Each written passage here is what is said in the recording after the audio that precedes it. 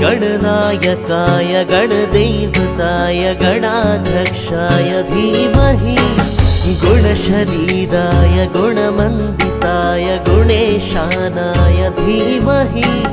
गुणातीताय गुणाधीशाय गुणप्रविष्टाय धीमहि